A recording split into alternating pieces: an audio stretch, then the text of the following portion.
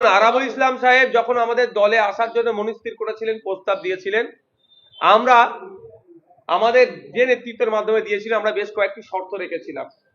শর্তের অন্যতম ছিল গত পঞ্চায়েত নির্বাচনে যে খুন হয়েছে আমাদের 3টে কর্মী,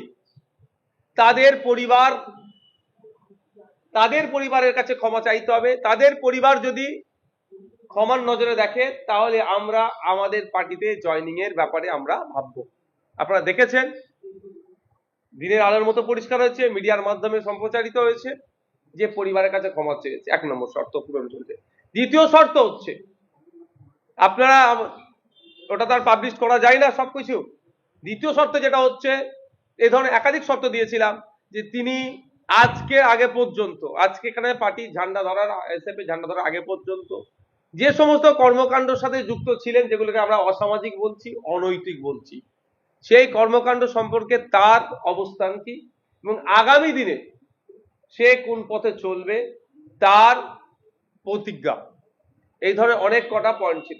আমি একটা কথাই বলবো, এখন দেশে আর জেল নাই, সংশোধনাগার আছে। নির্দিষ্ট টাইম পর্যন্ত জেলে রাখার পরে তাকে ছেড়ে দেওয়া হচ্ছে না কেন? সংশোধন করে। মানুষ আইএসএফ এর ছায়াতলে এসে মেইন স্ট্রিমে ফিরতে চাইছে, জাতীয়তাবাদী নাগরিক হতে চাইছে, দায়িত্বশীল নাগরিক হয়ে উঠতে চাইছে, প্রকৃত অর্থে জনপ্রতিনিধি, প্রকৃত অর্থে রাজনৈতিক কর্মী কেমন হয় সেটা তারা ফিল করছে আইএসএফ কে দেখে। সুতরাং তারা আইএসএফ এর ছায়াতলে আসতে চাইছে। সেই জন্য আমরা আইএসএফ এ ওয়েলকাম করেছি, আমাদের রাজ্য নেতৃত্ব আইএসএফ এ ওয়েলকাম করেছে। আমরা আশা করেছি বিগত দিনে যে ধরনের অনৈতিক কাজ করেছে সেইগুলো থেকে তিনি যেমন বিরত থাকছেন, আগামী দিনে তার এত ভালো কাজ করবে, কাজের মাধ্যমে বিগত দিনের সমস্ত যে কর্মকাণ্ডকে তিনি মুছে ফেলতে এবং জনমানুষে প্রভাব ফেলতে তিনি সদার্থক ভূমিকা নেবেন। এখন আমরা প্রার্থী ঘোষণা নিশ্চিতভাবে করিনি। যখন আমরা প্রার্থী ঘোষণা করব, কে কোথায় কন্টেস্ট করছে, ইভেন নওশাদ সিদ্দিকও যদি কন্টেস্ট করে কোথায় করছে সেটা হবে।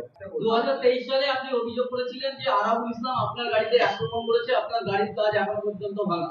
এই আরাবুল ইসলামকে পাশে বসিয়ে আপনাকে মিটিং করতে হবে, তার পাশে আপনার চেয়ারের পাশে বসা যাবে। এর আগে উত্তরটা আমি দিয়ে দিয়েছি, আপনার কোশ্চেন যেটা ছিল উত্তর দিয়েছি। হাতিশালা 6 লেনে হয়েছে, আরাবুল ইসলাম সাহেবের নেতৃত্বে হয়েছিল, নির্দেশ কাজ ছিল, সেটাও নিশ্চিতভাবে তিনি পাবলিক ডোমেইনে ডিসক্লোজ করে দিয়েছে।